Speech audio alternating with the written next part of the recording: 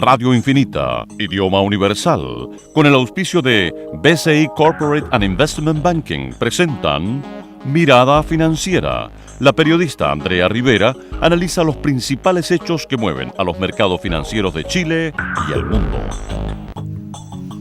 Hola, ¿cómo están? Buenas tardes. Bienvenidos a Mirada Financiera de este viernes 3 de octubre, cerrando ya la semana junto a Alejandro Fernández, gerente de estudios de Géminis. ¿Cómo estás, Alejandro? Muy bien, Andrea. Bienvenido. Gracias. Una semana intensa con harto dato. Mucho movimiento, sí. Claro, mucho movimiento, mucho análisis ya del desglose que se está empezando a conocer de este presupuesto 2015 a nivel internacional, por supuesto, atentos con lo que está pasando con la economía estadounidense, que hoy día conocimos un positivo dato de desempleo. Así es. Y también Mario Draghi, pues, que volvió a decepcionar y dejarnos en ascuas con respecto a este paquete de estímulos que dijo que sí, que a mediados de octubre lo va a dar a conocer, pero no se sabe cuánto ni por cuánto. Sí, pero yo creo que se le está estirando mucho la cuerda a Mario Draghi, y no es él el responsable de los problemas que hay en Europa. Bueno, vamos a estar analizando eso en un ratito, Alejandro. Te invito a que revisemos los principales indicadores. Vamos a comenzar por Asia, que hoy día el Nikkei cerró con un alza de un 0,30%, el Hang subió un 0,57% y el Shanghái también lo hizo con un ascenso de un 0,26%. En Europa, resultados mixtos, luego de que la semana se acumularan caídas de hasta un 3,31%, el FTSE 100 avanzó un 1,26%, el CAC 40 en la misma senda positiva logró un ascenso de un 0,92%. La excepción fue el DAX en Alemania, que retrocedió un fuerte 1,99%. El IBEX 35 avanzó un 1,43% en España. ¿Qué es lo que pasa en Estados Unidos? Hay positivismo a esta hora. El Dow Jones avanza un 1,20%, el Standard & Poor's 500 un 1,13%, el Nasdaq un 1,21%. Santiago se ha contagiado de este positivismo a nivel global. El IPSA hasta ahora avanza un 0,86% y el ICPA también en la misma senda positiva con un 0,80%. ¿Qué es lo que pasó con nuestro principal producto de exportación? El cobre tuvo una caída de un 0,43% y se transó en los $3.02. El dólar cerró estable, llegó a 600 en la mañana luego de conocerse el dato de desempleo en Estados Unidos, pero finalmente cerró en puntas de 597 pesos con 6 centavos comprador y 597 pesos con 90 centavos vendedor, lo que significa un avance de 80 centavos con respecto al cierre de ayer, y en la semana, Alejandro, acumuló un retroceso de 90 centavos. Tema clave, por supuesto, va a ser, yo creo, la próxima semana el dato del IMASEC y también del IPC, que vamos a conocer el día 6 y 8 de octubre respectivamente. Así es. Analicemos qué es lo que pasó durante esta jornada, Alejandro, tomando en cuenta, ¿no es cierto?, el comportamiento de las bolsas. Nos vamos a Europa, a Estados Unidos primero, para hablar de este positivo dato de desempleo que se ubicó en un 5,9% en septiembre, su menor nivel desde mediados de julio del año 2008. Así es un muy buen resultado, más importante que el dato del desempleo, porque ese siempre es un poquito engañoso, depende de qué pasó con la fuerza de trabajo y con la ocupación. Exacto. Y en este caso la fuerza de trabajo no creció y la tasa de participación volvió a bajar un poquito, o sea, el número de personas que está fuera del mercado del trabajo, que no está ni buscando trabajo ni lo tiene, volvió a aumentar un poquito. Entonces, desde ese punto de vista, el 5,9% es un tanto engañoso. Pero la buena noticia que vino acompañando a este 5,9 fue el aumento en los empleos no agrícolas, que fueron 280.000 o 248.000. Lo que conocimos ayer. No, hoy día junto con eso. Sí, tienes toda la razón. Estaba confundiendo con la cifra de ayer. Sí, 280 me parece que fue el número. Y ese estuvo por arriba de lo previsto. Es un buen dato, principalmente empleo privado. El empleo público creció muy poquito. Así que es un buen dato y eso yo creo que influyó bastante en este impulso que recibió la bolsa. Claro. Además, hubo datos de balanza comercial. Exacto. En Estados Unidos. Bajó un 0,5% a $40.100 millones en agosto. Efectivamente, fue un poquito mejor de lo que se esperaba. Y el otro dato que salió fue el ISM de servicios, es decir, el indicador empresarial de actividad de servicios del mes de septiembre, que bajó un poco respecto de agosto, quedó en 56 y fracción, pero este es un indicador que mientras se mantiene por sobre 50, indica que hay expansión. En los servicios en este caso. Hace unos días se había publicado el mismo indicador, pero para la manufactura.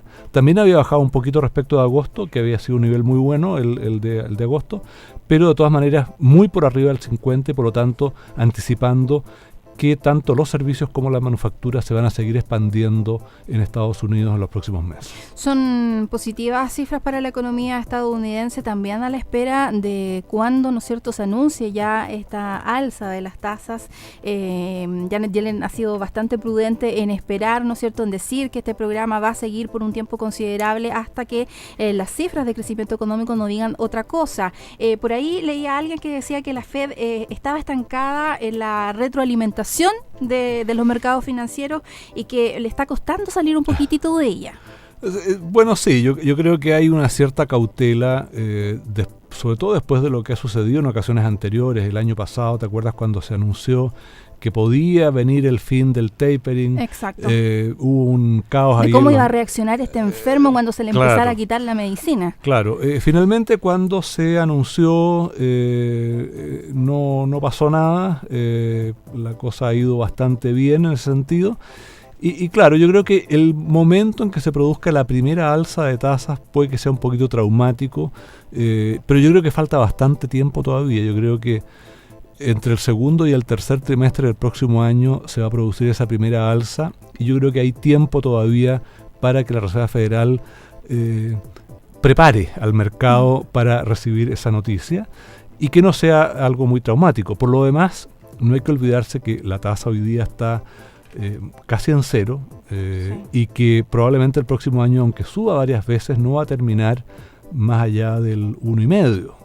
Y que va a ser todavía, va a tener ventajas comparativas todavía. Va a ser expansiva la política monetaria, y un nivel neutral probablemente no se va a alcanzar hasta el 2017. O sea, a menos que haya algún problema con la inflación que obligue a anticipar eso. Pero que haya alguna nueva burbuja que ponga en riesgo. Exacto, que haya algo. Pero si todo sigue más o menos como hasta ahora, el proceso de normalización de la política monetaria todavía tiene un largo trecho por delante, y por lo tanto la política monetaria en Estados Unidos va a seguir siendo expansiva.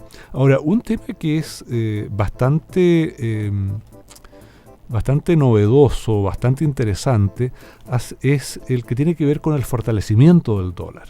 Si uno toma un índice de monedas de países desarrollados, y principalmente respecto del dólar, este se ha revaluado 10% desde julio. O sea, tenemos un aumento muy importante en los últimos 2 meses. Eso se ha reflejado, por ejemplo, en que el euro está... Sí, pues en julio estaba en un nivel de 1.40 y ahora en octubre 1.26 más o menos. Exacto, un poquito más de 1.26. El yen está cerca de 110, había estado más cerca de los 100, o sea, y hay otras monedas que también han perdido valor frente al dólar. Como la nuestra. Como la nuestra, claro, una de las que ha perdido bastante valor frente al dólar. Y eso explica en buena medida la baja en el precio del cobre. Por ejemplo, como se cotiza en dólares, el hecho de que el dólar se haya fortalecido tanto frente a las demás monedas explica en buena medida lo que ha pasado con el precio del cobre. Entonces, no es un tema de mercado, no es un tema de China, es un tema de la fortaleza del dólar.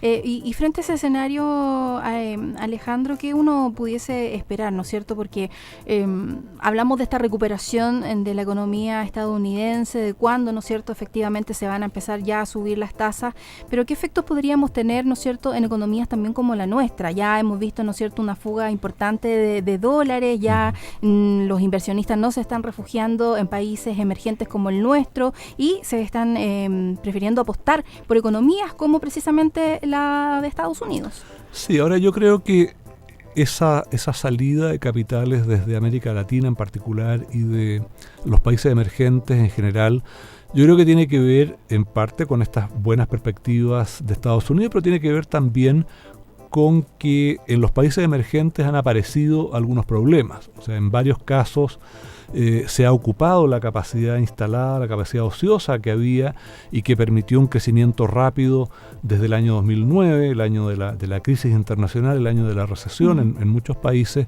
En la mayoría de los países hubo caída en la actividad ese año. Entonces esas holguras desaparecieron y comenzaron a surgir problemas o de inflación, como en Brasil, o de que hay que invertir más para que la capacidad instalada crezca y eso permita aumentar el crecimiento o mantenerlo. Tener una economía más expansiva. Exacto. Y por otro lado, hubo presiones de costos también importantes. Nosotros lo vimos con el caso del cobre, pero en general costo de energía, ¿no es cierto? No solamente desde el punto de vista, por ejemplo, de nuestro país, de falta de políticas de desarrollo energético, de proyectos, sino que también cómo nos ha pegado, no solamente a Chile, por ejemplo, Brasil también, que está enfrentando una fuerte sequía hace muchos años. Exacto. Entonces, yo creo que hay distintas causas y dentro de un contexto general global que no ha sido malo, o sea, de hecho este año el crecimiento del mundo va a ser igual al del año pasado, tal vez el próximo año sea un poquito mejor, pero llevamos 3 años, 2012, 13 y 14, con crecimiento global bastante parejo, bastante estable, donde los que han aportado más han sido distintos países, eso ha ido cambiando un poco, pero de todas maneras no ha habido ni una aceleración ni una desaceleración importante a nivel anual en el crecimiento. Entonces, los problemas que uno ve en algunos países emergentes, yo diría que tienen una explicación interna más que una explicación externa. Y que son causas diferentes en distintos países y hay algunos que han logrado sostenerse de manera bastante notable. En el caso de América Latina, Colombia y Uruguay son 2 países que han logrado mantener tasas de crecimiento bastante estables. En algunos, Uruguay una pequeña desaceleración, en el caso de Colombia, un crecimiento que prácticamente no se ha frenado. Sostenible ahí en el tiempo. Sí. Vamos de más a menos. Vámonos a Europa, donde, ¿no es cierto?, ayer se esperaba mucho por parte del mercado las palabras de Mario Draghi, se esperaban detalles importantes sobre el plan de compras de activos que va a partir precisamente este mes, pero quedaban pendientes ahí el tamaño y el ritmo, dejando una incertidumbre, ¿no es cierto?, en el mercado de cómo va a ser este programa que ha anunciado Mario Draghi, que está también, me imagino, a modo de espera de estar mirando y evaluando el impacto de la economía real con respecto a las medidas que se tomaron en meses como, por ejemplo, en junio y también en septiembre. Sí, yo creo que se le está pidiendo demasiado al Banco Central. Yo creo que ha hecho bastante. Yo creo que hay que decirlo, fue tardío en reaccionar. Muchas de las medidas que ha implementado debió haberlas tomado antes, ¿no es cierto? Y probablemente lo que falta por anunciar es algo que sería bueno que se aclarara lo antes posible y que tal vez se hubiese actuado también con anticipación. Pero no hay que perder de vista que los problemas europeos son esencialmente estructurales y que no se resuelven y no se van a resolver con una política monetaria hiperexpansiva, tal como está quedando en evidencia en el caso de Japón, donde la ausencia de las reformas estructurales está llevando a dudar de si Japón realmente está saliendo de ese periodo largo. ¿Y qué tan efectivas fueron estas medidas aplicadas por Shinzo Abe? Exactamente, que yo creo que fueron muy útiles en el corto plazo, pero eran el paso necesario para anunciar e implementar reformas estructurales que todavía no se implementan. Y el caso de Europa es exactamente ese. Si bien es cierto, Alemania hizo reformas hace 10, 12 años que le permitieron ser más competitiva y transformarse en el carro que tira a la economía europea, también se ha quedado un poquito atrás últimamente, y hay países, bueno, los 2 casos clásicos son Francia e Italia, ¿no es cierto?, donde se hace mucho juego de piernas, pero no se concreta, ¿eh? O sea, se tiene hay muchos guiños. Claro, o en términos futbolísticos se tiene mucho el control de la pelota, pero no se meten goles. Mucho dribbling por ahí. Juego lateral. Claro. Entonces ahí hay problemas que no se van a resolver por lo que haga el Banco Central. Bueno, ayer lo decía Mario Draghi cuando también daba este mensaje directamente en alusión también a Alemania, diciendo que aquellas economías con margen de maniobra fiscal deben ya usarlo para estimular el crecimiento, y también llamó a países como Francia e Italia mencionando la necesidad de realizar ajustes e implementar reformas exigidas, ¿no es cierto?, sí, necesarias para poder empezar a reflotar, darle mayor impulso a esta economía. Sí, Alemania podría hacer mucho más en materia fiscal, está prácticamente con superávit, o sea, podría generar un impulso allí que ayudaría a los demás países también a moverse y a alejar un poquito el fantasma de la deflación, porque el último dato fue un poquito peor, 0,3, ¿no es cierto? La subyacente está en torno a 1, pero de todas maneras está peligrosamente baja y muy por debajo de la meta oficial del Banco Central. Ahora, yo creo que Draghi efectivamente se demora un poco porque no quiere que en el fondo los países descansen sobre él para la solución de los problemas. Entonces yo creo que él les tira un poquito la cuerda. A Alemania desde luego no le gusta mucho todo esto que se está anunciando.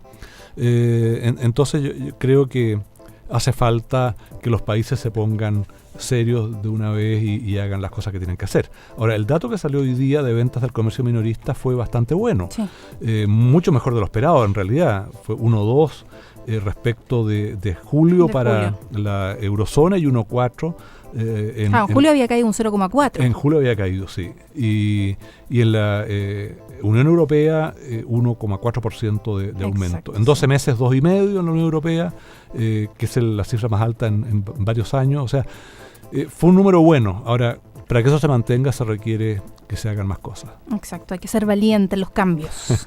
Alejandro, vamos a hacer una pausa cuando son las 2 de la tarde con 18 minutos. En sus decisiones financieras, BCI Corporate and Investment Banking está junto a usted con un modelo de atención integral único que aporta valor y una ejecución distintiva. Sentémonos a conversar. Al regreso, más Mirada Financiera.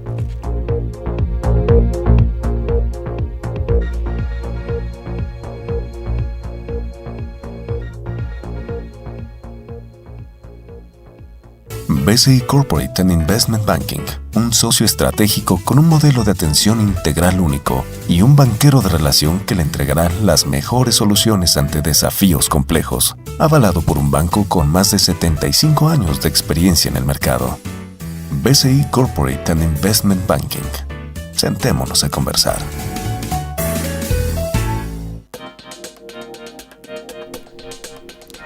14 horas con 19 minutos, ya estamos de regreso en Mirada Financiera junto a Alejandro Fernández, gerente de estudios de Géminis. Estuvimos analizando en el primer bloque la situación de las economías de Estados Unidos y también de la Unión Europea, pero es importante también centrarnos en lo que está pasando en las economías a nivel latinoamericano, sobre todo a puertas de lo que va a ser esta elección presidencial del 5 de octubre en Brasil, con actores como Dilma Rousseff del Partido de los Trabajadores, ¿no es cierto?, que va a la reelección, Marina Silva del Partido Socialista, que fue exministra de Medio Ambiente de Lula, y también Aécio Neves. Hay un sondeo que conocimos ayer de IVOPE. Rousseff tenía el 43% de las preferencias y Silva se alzaba con el 36%. Una elección que dicen que va a estar marcada por la batalla entre una línea económica y otra, entre propuestas, por ejemplo, de Dilma Rousseff de quizás no motivar demasiados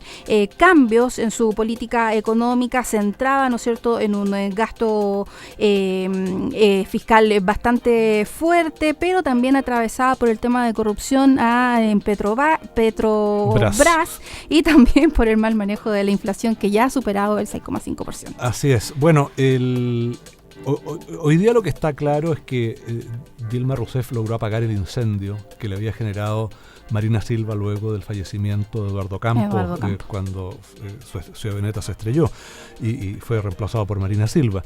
Y lo que está claro es que va a ganar en la primera vuelta, o sea, va a sacar más votos, va a sacar una pero no va a lograr el 50+1. Pero no va a lograr la mayoría absoluta para erigirse como mandataria por segunda vez en esa ocasión. Y hoy día incluso hay una cierta duda de si Marina Silva va a ser capaz de pasar a segunda vuelta. Está remetiendo Neves. Se ha acercado bastante. Ahora, lo que está claro es que en segunda vuelta, si es que es Marina Silva la que pasa contra Dilma Rousseff, se ve bastante estrecho, pero aparentemente Dilma estaría ganando, o sea, sería el resultado más probable. A no ser que hubiese ahí una alianza política bastante estratégica entre el Partido Socialista y el Partido de la Socialdemocracia Brasileña, de Neves. Pero incluso en ese caso, porque la mayoría de los votantes de Neves votarían por ella igual, entonces va a ser una elección estrecha, pero yo diría que en este minuto tiene más oportunidades de ganar Dilma Rousseff en segunda vuelta. El tema es que si pasa a Aécio Neves, la certeza es absoluta ahí. Dilma Rousseff gana su segundo periodo, porque muchos de los votantes de Marina Silva no van a votar por Neves, tal vez tampoco voten por Dilma, pero no van a votar por Neves. Y bueno, pero ahí este domingo vamos a saber quiénes son los que pasan a la segunda vuelta. Eso es lo único que está claro, que hay segunda vuelta. Que hay segunda vuelta. El 26 de octubre. Y el 26 de octubre tenemos la primera vuelta en Uruguay. También. En Uruguay, donde también se quiere repetir el plato Tabaré Vázquez, del partido del Frente Amplio, del presidente Mujica, que termina su periodo en marzo. Y aparentemente también va a haber segunda vuelta ahí con Luis Lacalle, el candidato del Partido Nacional o Blanco. Pero aquí la cosa está menos disputada. Probablemente Tabaré va a ser de nuevo presidente. Por mucho que el Partido Colorado, que tiene como candidato a Pedro Bordaberry, va a apoyar seguramente a Lacalle en la segunda vuelta, pero no parece tan fácil que le alcance para ganar. Y tenemos también elecciones el 12 de octubre en Bolivia, donde ahí sí Evo Morales va a ganar. Un 49% de diferencia tiene con el candidato que le sigue. Es que hay muchos candidatos y ¿cómo que se llama? Y Evo Morales ha logrado beneficiarse de un proceso de auge importante en los commodities que exporta Bolivia, y eso le ha permitido un apoyo bastante fuerte que le va a servir para ganar su tercer periodo consecutivo. Exacto. Así que época de elecciones en octubre, pero segundas vueltas, en el caso de Brasil también en octubre, en el caso de Uruguay en noviembre. Sí, donde se le están dando segundas vueltas, terceras vueltas, cuartas vueltas y muchas vueltas más es al presupuesto 2015, ¿no es cierto?, anunciado ya por la presidenta Michelle Bachelet este día miércoles, con un 9,8% de gasto fiscal, son 5.500 millones de dólares adicionales, contempla un crecimiento de un 3,6%. Ahí en lo que está en cuestión, en entredichos, dicen que es muy positivo, muy optimista este crecimiento de un 3,6%. Sí, bueno, desgraciadamente hay una tradición en Chile de entregar la información del presupuesto con cuentagotas. Entonces, tuvimos el día 30, que era el día límite, los datos más generales, incluyendo el 9,8% de crecimiento. Y con los focos en que se va a centrar este presupuesto, educación, gasto social, inversión. Exactamente. Y en los días siguientes subimos algunos datos respecto de los supuestos que hay implícitos ahí, el que tú mencionas, ¿no es cierto?, el 3,6% de crecimiento, que efectivamente parece optimista. Si uno toma como referencia al Banco Central, que en el último IPOM proyectó entre 3 y 4%, o sea, con una media de 3,5%, pero con sesgo a la baja. O sea, ellos creen que va a estar entre 3 y 4, el punto medio es 3,5, pero creen que es más probable que esté en la parte baja de ese rango y no en la parte alta. Por lo tanto, ahí ya uno concluye que hay un cierto optimismo. Y en general, las proyecciones privadas han estado o están más cerca del 3% que del 3,5%, o sea, están más bien en la parte baja del rango del Banco Central. Y por eso se habla de un cierto optimismo en los cálculos que hace el ministro de Hacienda o el gobierno en la presentación del presupuesto. Ahora esta cantidad de millones de dólares son 67.000 millones para este 2015, ¿no es cierto? No, son 62.000. 62 62.000. 62.000 es la cifra de la que se ha hablado. ¿Basado en un precio del cobre del 3,04 en rango dólar? No sabemos. O sea, los supuestos del comité, o sea, yo me baso en esa cifra de cuando se habló del PIB tendencial. Se hablaba un cobre en un nivel de 3,04. 0,7, perdón. 0,7 y un PIB tendencial de 4,3. Pero estamos con un cobre mucho más bajo. Sí, ahora, o sea, a ver, esos supuestos sirven para construir el presupuesto estructural, ¿no es cierto? Uh-huh. Aquel que nos permite decir, bueno, ¿qué es lo que en el largo plazo, si uno mantiene esas tendencias, podría permitir que se incremente el gasto público. Y esas cifras son conocidas hace algún tiempo. Lo que no sabemos es qué precio del cobre está suponiendo el gobierno, el precio del cobre efectivo para el año 2015 que está suponiendo el gobierno. No sabemos cuál es el precio del dólar que está suponiendo. Por ahí algunas estimaciones indirectas hacían pensar que podía ser por sobre los 600 pesos, pero eso se va a conocer, no sé si el 7 o el 8, o sea, la próxima semana. El 7 cuando el ministro vaya a la comisión de presupuesto mixto. Ahí es. Entonces, ahí vamos a tener un poco más de detalles, pero lo que sabemos es que el gasto crece 9,8, que también es una cifra que puede ser un tanto engañosa. ¿Por qué? Primero, porque esa cifra está calculada con relación al presupuesto aprobado el año pasado, no contra la ejecución del mismo. Y si bien es cierto, esa es la comparación correcta hoy día, en realidad, cuando se comience a ejecutar el presupuesto del año 2015, la comparación relevante va a ser lo que se gastó el 2014. Y para el 2014, el gobierno está proyectando gastar un 6,6% más que el año pasado. Pero el acumulado a agosto es 4,4%.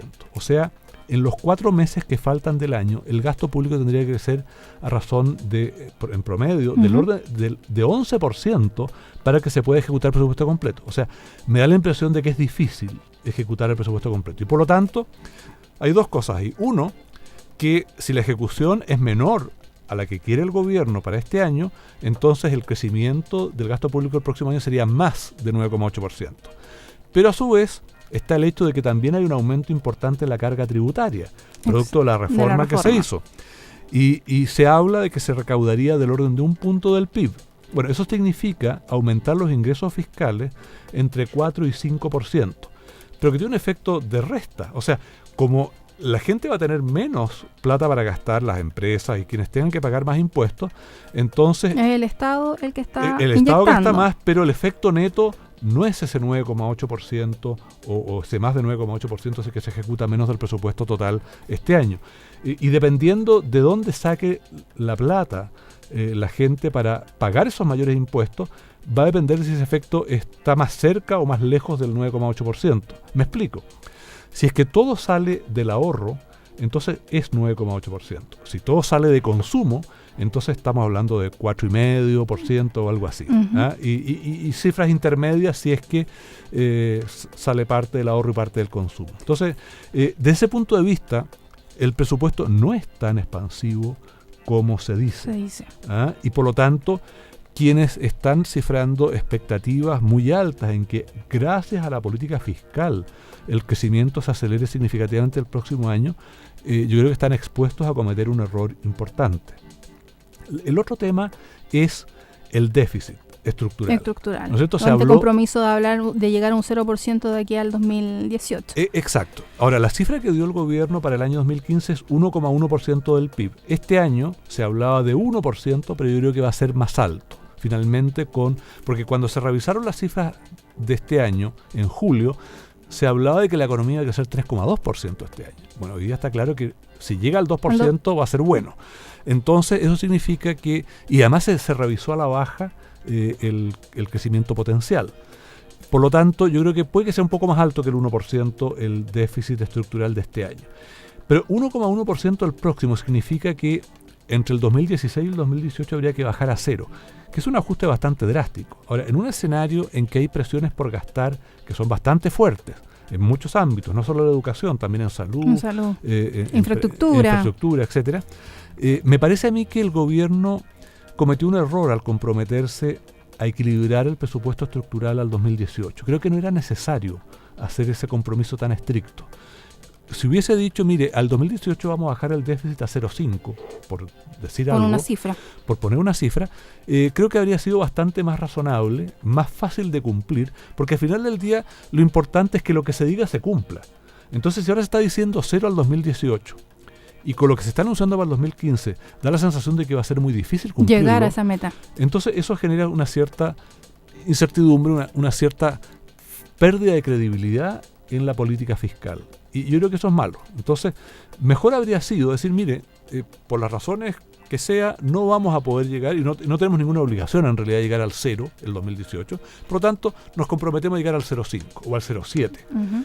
Y en el intertanto, bueno, vamos a hacer lo posible para que ese avance se dé y en los años siguientes, para el gobierno que venga, queda la responsabilidad de seguir avanzando hacia un equilibrio. Ahora, no es que la situación fiscal en Chile sea complicada, en ningún caso. La deuda pública neta es negativa, o sea, el Estado es acreedor neto. Y por lo tanto tiene espacio, pero lo importante es mantener la credibilidad de la política fiscal. Y eso puede quedar un poquito en entredicho si es que aparecen señales de que el 0% de déficit estructural no se va a cumplir en el 2018. Bueno, hay una discusión de un análisis de largo aliento, un presupuesto que tiene que estar aprobado de aquí al 30 de noviembre, que vamos a seguir conversando y analizando contigo, Alejandro.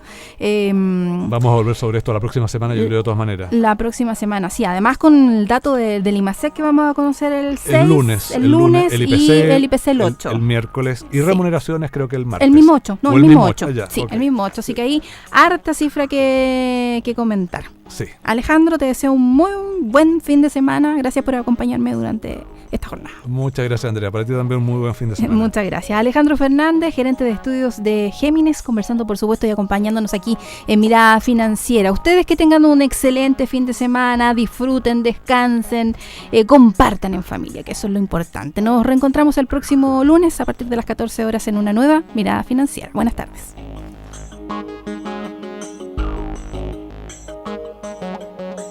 Radio Infinita, idioma universal, con el auspicio de BCI Corporate and Investment Banking, presentaron Mirada Financiera, el análisis de los principales hechos que mueven a los mercados financieros de Chile y el mundo.